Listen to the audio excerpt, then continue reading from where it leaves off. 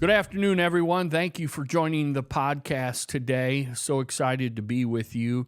We are nearly at the end of the year. And as years go, seasons come, seasons go. I wonder what your favorite season is of the year.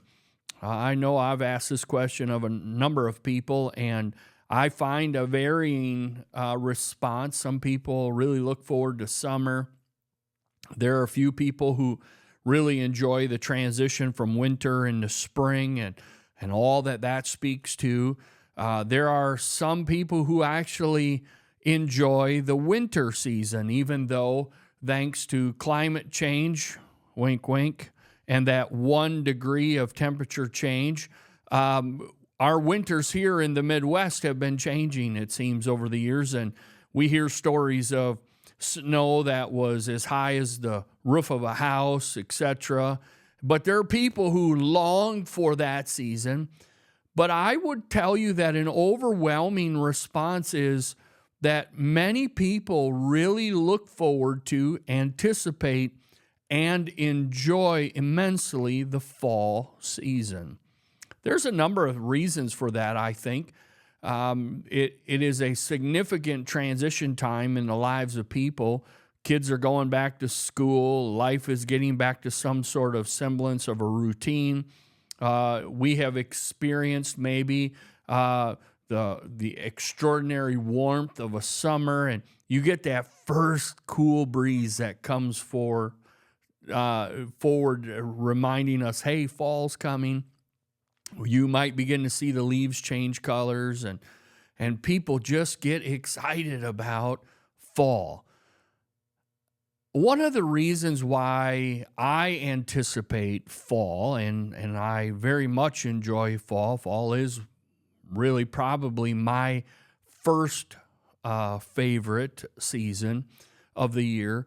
And there's a number of reasons for it. I'm an outdoorsman. I love the outdoors. I love everything about the color changes and the smells and everything that comes with fall. But truly one of the greatest things that happen during the fall season is that time where family comes together and we celebrate the Thanksgiving holiday. And really, it's more than a meal together. It's more than what it symbolizes as a holiday. Really, it's a time that I feel filled with something we know as gratitude. Gratitude is something that I've probably talked about a time or two on the podcast. It's something that is most certainly felt and expressed through my life.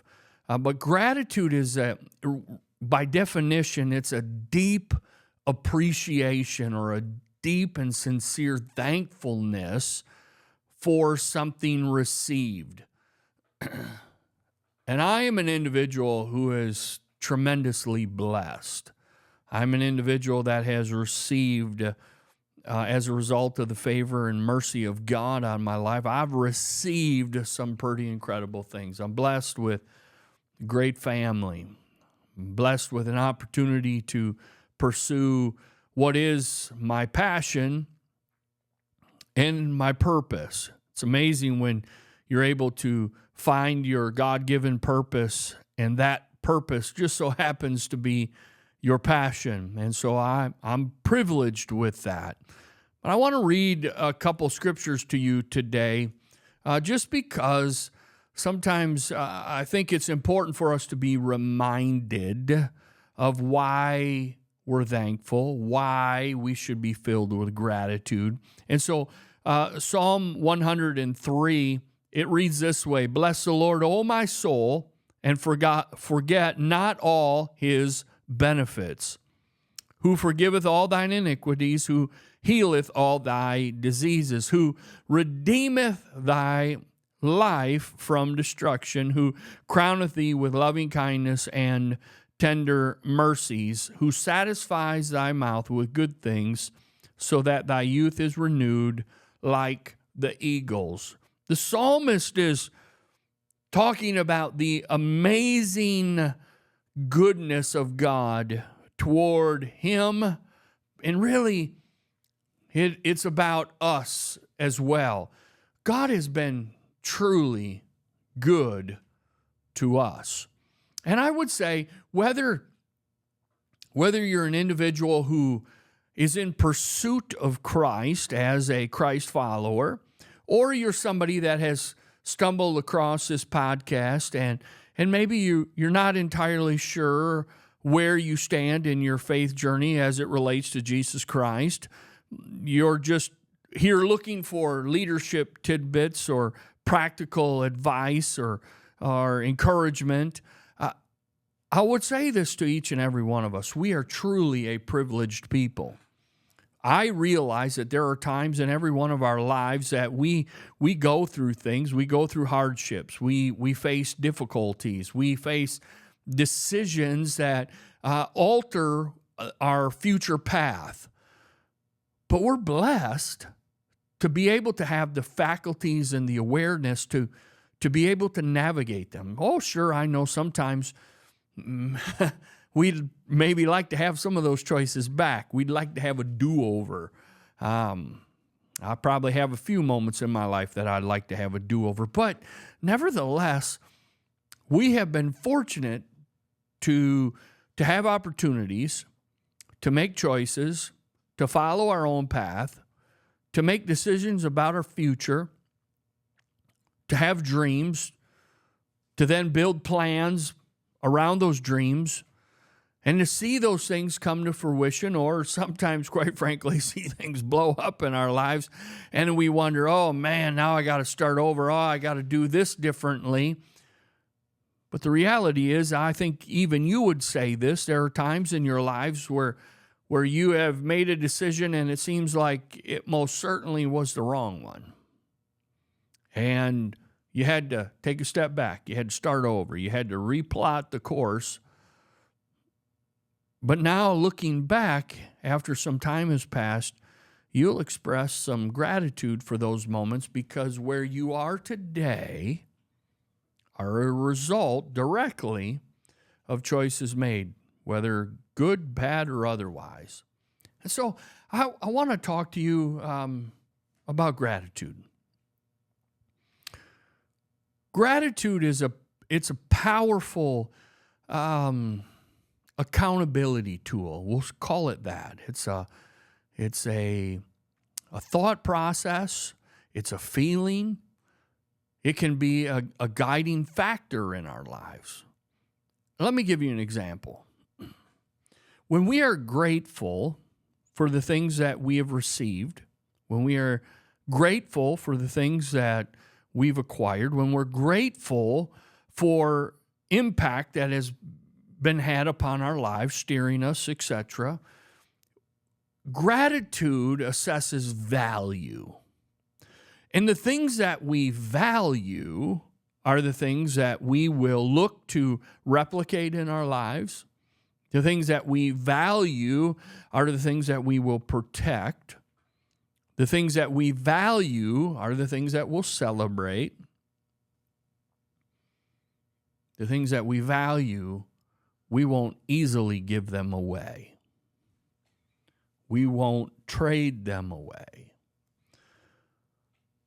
When the settlers, those people, Europeans who first came to this continent, they landed on our shores here, and as life began to move forward and history was being written, there were some folks that lived here, American Indians. And these people had a tremendous resource. They had a tremendous treasure. I mean, just think of what this country looked like, unspoiled by humanity. No big cities, the wildlife and nature, free roaming. Pretty tremendous thing to consider. I've had the great privilege of being in some of our western states and some of our southwestern states, and you get to these places where you don't see any people and you don't see homes, and all you see is the majestic splendor of the great outdoors, the unspoiled forests and the wildlife and the beautiful hillsides and the mountain peaks that are green and capped with white snow. And there was a people who lived here who became so used to, so comfortable with, that it could be said they didn't truly realize the treasure that they possessed. Now, I'm not looking to rewrite history or make excuses or diminish anything that happened in our history. But I will say this. The American Indian traded away their greatest treasures for trinkets. The European settlers that came brought with them pieces of colored glass, really things that, in the long run, things that really held no lasting value. They traded with them consumables. They traded with them things like beads, mirrors, some metal tools. And as a result of these things, they thought that this was of greater value than their valuable resources like land and fur and minerals, and they traded it away. Whether by manipulation or misunderstanding, nevertheless, they traded it away.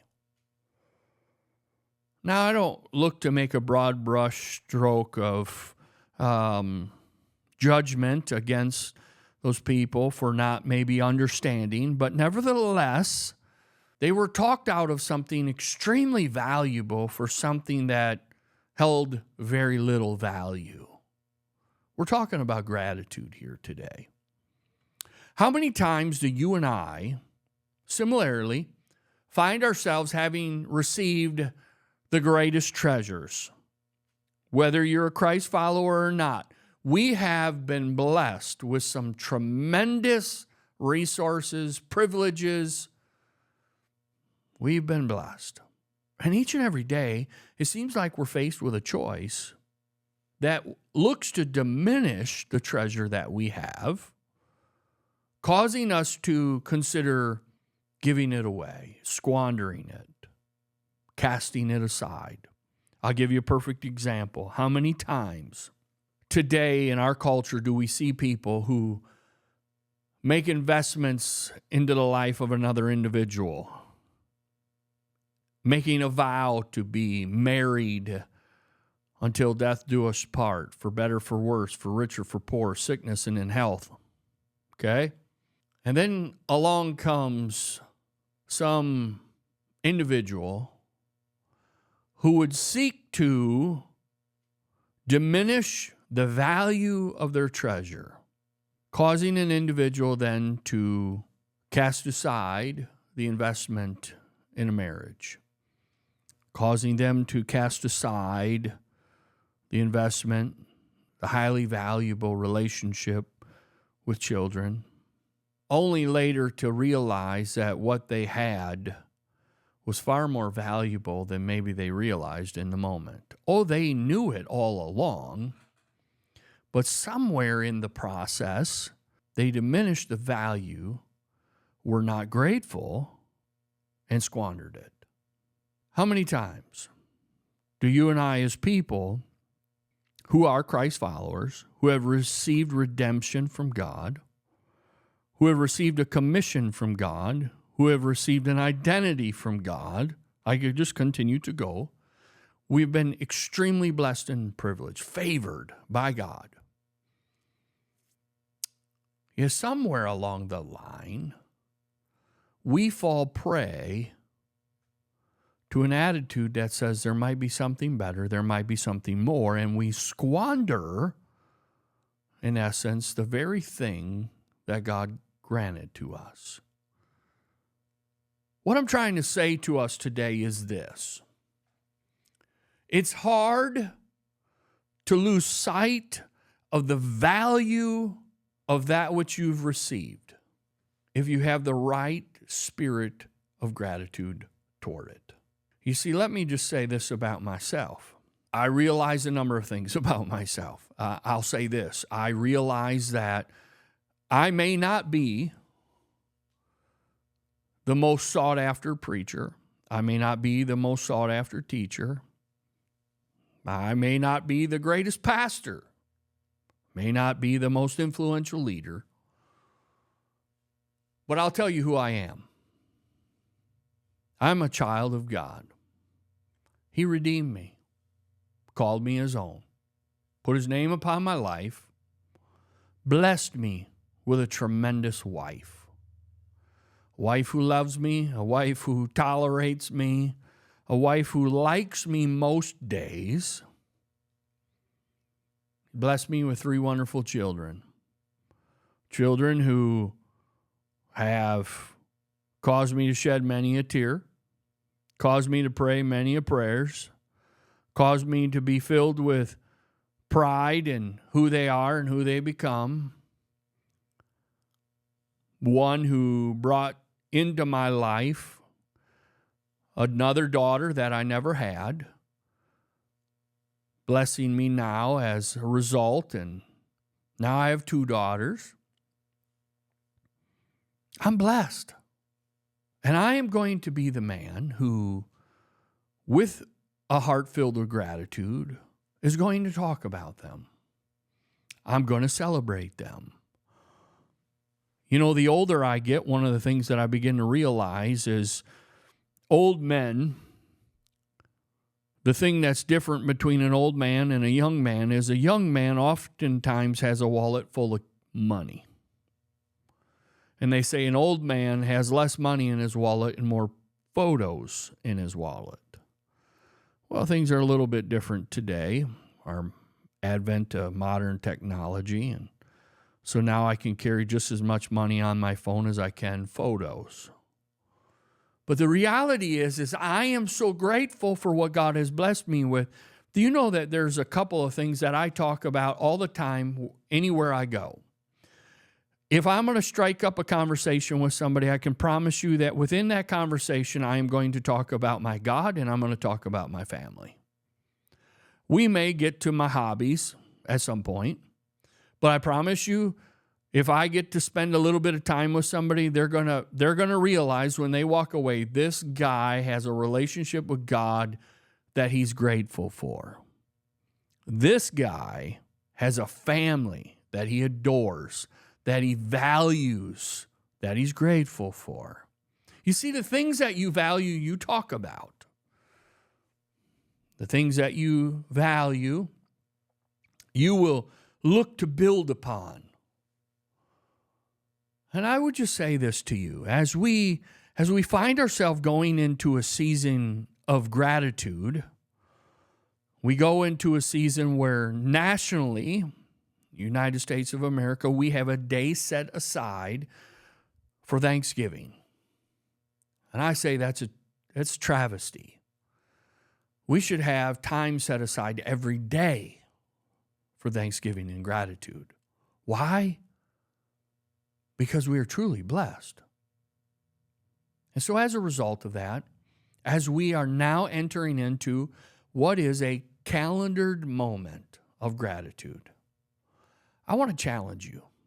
I want to challenge you to just pause, take a moment, and maybe make a list. Make a list.